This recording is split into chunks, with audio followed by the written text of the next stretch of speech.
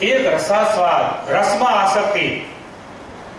અત્યારે પણ જોઈએ છે બધું સમાજની અંદર કોઈને કોઈ રસમાં આસક્તિ હોય અને ક્યાંક બજારમાં નીકળ્યા હોય ને સારી સુગંધી આવે કે કંઈક સારો જરાક વઘાર આવ્યો એટલે તરત જ પહોંચી જાય ને પછી શરીર બગાડે. શું થાય? કાં તો કે લઠ્ઠાકાંડ નીકળ્યો, કાં તો કે ફલાણી જગ્યાએ લગ્નમાં બધા ખાધો ને 200 જણાને ઝાડા ઉલટી થઈ ગયા. રસાસ્વાદ. અને એ નિયમરૂપી કોર્ટમાં ક્યારે પણ કોઈ તમને હેરાન કરનાર શત્રુમાં આવી શકે એમ નથી. મારે કે અક્ષરધામ સુધી ઊંચી દિવાલ છે ની કોઈએ દિવાલ આધારણ તમે શબ્દો ટાંકે છે એમાં કે આ અમે વજ્રનો કોટ બાંધ્યો છે. નિયમરૂપી વજ્રનો કોટ પાતાળથી માંડી અને અક્ષરધામ સુધી એ દિવાલ વાળો કોટ મહારાજ કે અમે આ વજ્રનો બાંધ્યો છે. જે આ નિયમરૂપી કોટની અંદર રહેશે તેને ભગવાન કે ક્યારે પણ કોઈ પણ જાતનો ભય નથી. એ નિર્ભય થઈ ચૂક્યો છે. એટલા માટે ભગવાને આ નિયમ આપણા માટે બાંધ્યા છે. જો રસાસ્વાદમાં આસક્તિ હોય,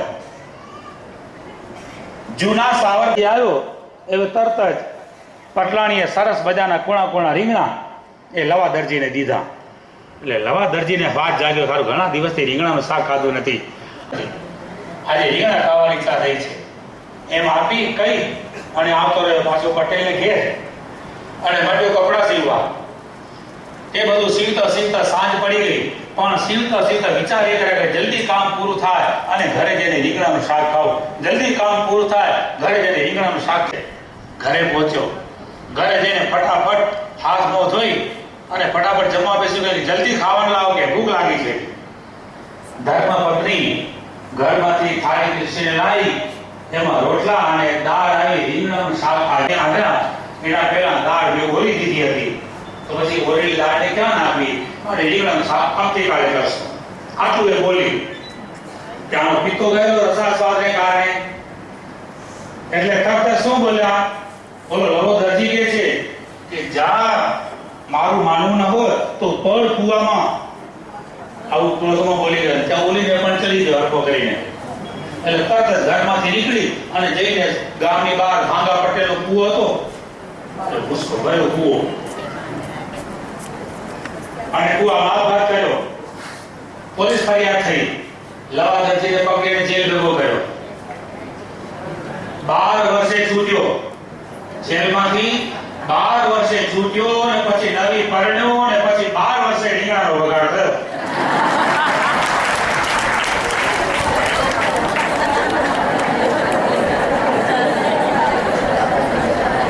એટલા માટે બાપાશ્રી કહે છે કે આપણે આવા એક વિષયમાં જો આસક્ત થાય છે તો તેનો પણ આવો મોત થાય છે. તો બાપા કે આપણે ક્યારે પણ કોઈ પણ વિષયમાં ના લોભાતા. શબ્દાદિ સંહિતા પંચ વિષયા દુઃખદાસ્તત સંખ્યાજ્યા નિત્યદા સર્વે હરે કામૈ મોક્ષોભી. બાપા શ્રી કહે છે કે શબ્દાદિ જે માયિક વિષય તેને દુઃખદાયી જાણીને એનો ત્યાગ કરીને નિત્ય પ્રત્યે આજે પણ જોઈએ ને તો મૂર્તિમાન તાદૃશ દેખાય. વળી બાપા વચ્ચે એકદમ બ્રેક મારીને ઉભા રહે.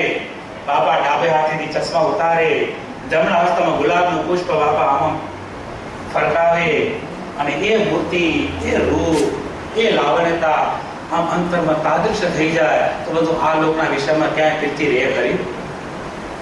એ સાંઈ બાપાના દર્શન કરીએ તો, અને આવા જ્યાં સાંઈ બાપાના દર્શન થાય, આવી સાંઈ બાપાની મૂર્તિ સંભાળીએ તો સ્વામી બાપા આપોઆપ આપણા હૃદયમાં આવીને નિવાસ કરીને વિરાજમાન થઈ જાય. બાપા કે ભગવાનને બોલાવવા પડે નહીં. એ ઉદર તમારો શામળા માખણનો પેંડો સ્પર્શ કાન કરે અને એ કાનમાં નાભીના ઉંડાળમાં જે ગુંજન થતું હોય તે આપણા કર્ણમાં સંભળાય. બાપાની નાભી ઉપર આપણો કાન મૂકી દઈએ, એ સ્પર્શ કરીએ, બસ આ ચિંતન કરીએ. સાંઈ બાપા મારી સાથે ઘોડેલા છે, હું બાપાના ઉદર ઉપર મારો કાન રાખું છું અને બાપાના નાભીમાં જે ગુંજન થાય છે એ મને સંભળાય છે. આવું ચિંતન કરીએ તો બધું ઘણા જુવાનીઓને અમુક વડીલો ફરિયાદ કરતા હોય કે બાપજી મારો દીકરો આખો દી ધંધો બહુ સારો કરે છે, કોઈ કુટેવ નથી, બહુ સારો દીકરો છે. બીજી કોઈ ખરાબ આદત નથી, ખરાબ ફરવા જવાતું નથી, આખો દિવસ ધંધામાં રચ્યો છે, ધંધો બહુ સારી રીતે કરે, પણ એક કુટેવ છે રાત્રે 12-12 સુધી ટીવી જોવાની કુટેવ છે. આવી ઘણા વડીલો ફરિયાદ કરે કે બાપજી આ ટેવ નીકળી જાય, ટીવી જોવાનું નીકળી જાય એટલે ટીવી છે ને, ટીવી છે એ જીવતો જાગતો કળિયુગ છે. અને બધું આવી ટીવી જોઈને પછી રાત્રે સૂએ તો